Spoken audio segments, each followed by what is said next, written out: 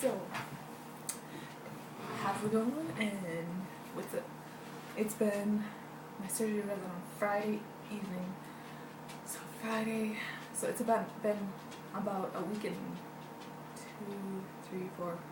4 days since my surgery. And so I just wanted to tell you what I've been eating and munching down on and all of that good stuff.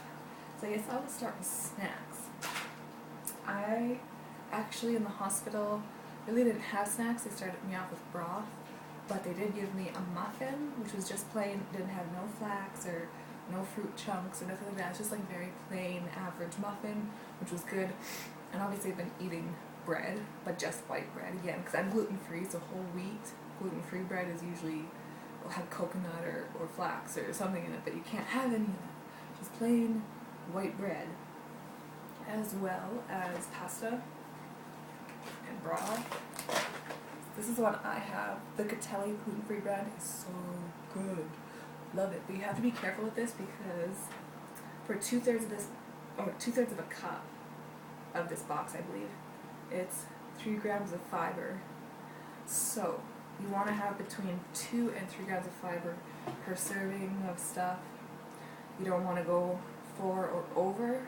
You want like even 1 gram of fiber. So if you're going to eat gluten-free pasta, make sure it's not above that, and make sure you're watching your portion sizes and what it's saying, per box. Because a lot of gluten-free pastas are made from corn, which is fine, and rice, but that one's a brown rice flour, and it also has corn and quinoa and white rice in it. So, I'm pretty sure it's the quinoa that gives it the fiber. I do McCormick's broth. It's an animal-free broth. They have chicken, beef, and vegetable. And it's made without meat products. And that's also good too if you're vegetarian or vegan.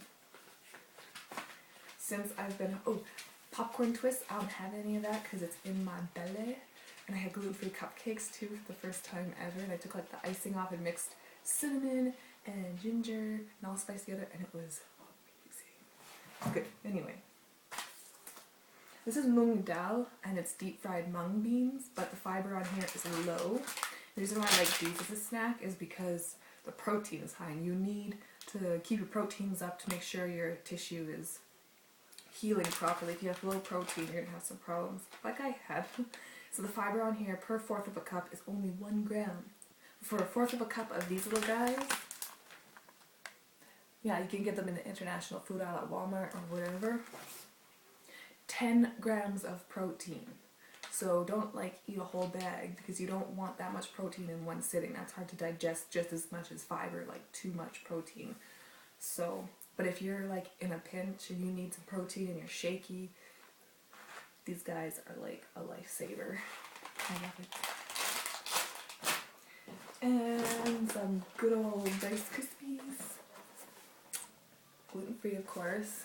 This actually doesn't have that much fiber, and it's like 1 gram of fiber per cup. So I'm like, booyah. With almond milk. It's an almond coconut milk brand, or blend I should say. So good. You can do dairy if you're not lactose intolerant, but obviously some people become lactose intolerant with this surgery. So test your waters. You can drink the lactate though, or like 1% skim milk. These are amazing. These have like, I'm not really a popcorn fan, so I like to get stuck in my teeth and I just don't like crunching on it. They're popcorn chips. Called popcorners. They come in like a spicy, butter, sea salt, kettle, cheesy jalapeno, and caramel. And this is white cheddar. So good. I want to eat one right now. What else? Oh, juices. I've been doing like apple and orange juice. Any juice from concentrate, you're going to want to add some water, because if you're going to eat too much sugar, your body's going to pull moisture and water from your body to make sure it's going to dilute the sugar to make it appropriate for your body, blah blah blah. So what's going to happen is you're going to end up getting dehydrated. So make sure you're not overdoing it on the sugars and jellos and stuff like that. I was eating jello in the hospital as well, but I don't really do jello, but the hospital had a gelatin-free, gluten-free, natural one, so I was like, yes, it's so sweet. I was really excited about that. But I haven't bought any because it doesn't really have anything nutritional.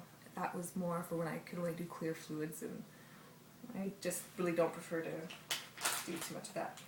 I also went to a shop that's here.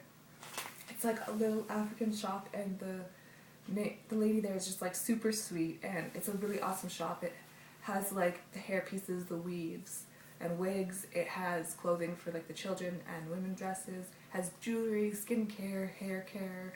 She's got a freezer.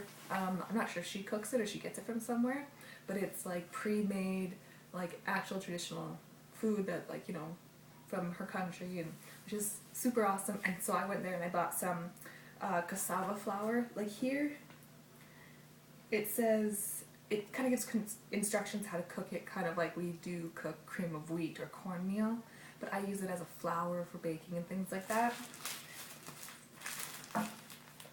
Like this. Because cassava is more of a starchy vegetable, like a root vegetable, and for fiber it's only got 1.3 grams per serving. It doesn't say the serving, but I'm going to assume like an average, like palm size serving. Let's talk about coconut. Easy to digest, double chain amino acid, super good for you, anti-inflammatory, your body will love you for it, and, well, coconut oil doesn't really make you gain weight, but it can sustain your weight. Make sure you're not getting the coconut meal though. If you buy the wrong one of these, check the label right here for fiber content, because there are coconut oils or coconut meals or coconut meat, and it's actually just the ground meat of the coconut, which by the way is going to be 100% fiber, and you are going to die of holy shitfest, possibly blockage hell. So there's no fiber in here, it's just the oil. Love this stuff. I put it in tea, I put it in broth, I'll put it on my sandwiches, I bake with it, I put it in everything. Now these guys right here, I just actually bought both of them, so I was thinking I wanted to show everyone the difference between brands. Like if you listen, this one has a lot, this one has a watery sound. So if you pick up the can, listen to it and how much it shakes. It sounds really liquidy. You're not going to get that much fat from it. It's going to be mostly water, and you don't want that because that's like a carby, sugary type of thing. But if you shake it, it's more thicker and it has a little bit of water. That's what you want, because it's going to have more of the coconut cream in it. And so you can stick it in your fridge. Make sure you turn the can upside down, so the part that you open with the can will be facing up when you flip it. You put it in the fridge, so all the fat will come to the top and the water will go down here. So when you flip it and you open it, drain all the water out, and you can use it in your baking, you can use it in your teas and milk. It's just like my favorite thing ever. You can use it in sauces, and I just really, just love coconut. This will help you keep your weight, and you can, it help you gain weight as well. It will not make you fat, so don't like think you're gonna gain like 50 pounds or anything. And drugs are good. Look at these drugs. These are my drugs. They are prescription drugs. Drugs are bad, but these drugs are good. These were my painkillers. And these help so much because, what are these suckers called? Tramadol? Yeah, tramadol. It doesn't drug you up, but it helps your pain, which I love because I hate feeling drugged and like, ugh. So there's a possibility they'd send me home with like morphine, and I was not having that because that takes the edge off. It doesn't really do anything. So this is like a pain medication and a Tylenol twinned together sort of deal. So it takes your pain away, but it doesn't drug you up. It makes me sleepy a little bit when it first is going into my system, but not so much once it's in there. Also for my itchiness and my staples, Polysporin, whatever. Yeah, this is the kid one, and this has, it's the cream one, and it's a pain relief one, so it has like a numbing effect, so it takes some of that itchy craziness away, because I can't itch, I can just like,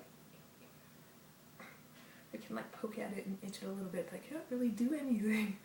I can't like just scratch across my incision. It'd be crazy.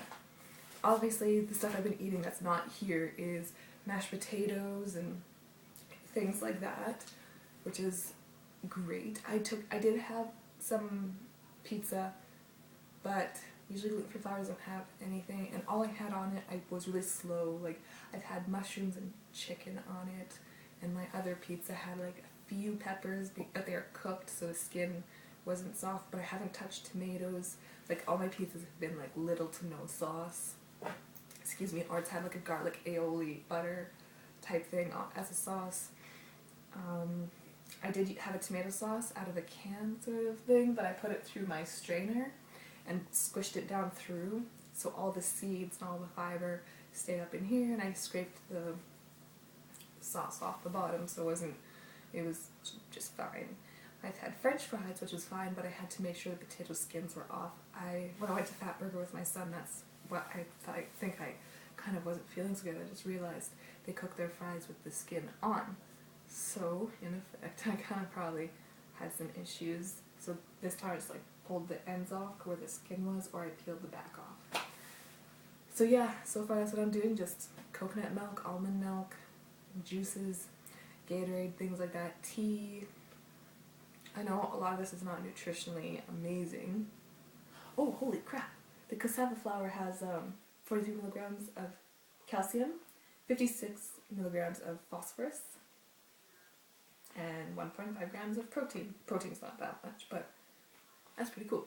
So, but yeah, comment, subscribe if there's anything you want me to show you, or you want to ask about, or you want me to do a video on. Go for it and say it. And God bless, don't stress, and I'll see you guys on the flip side.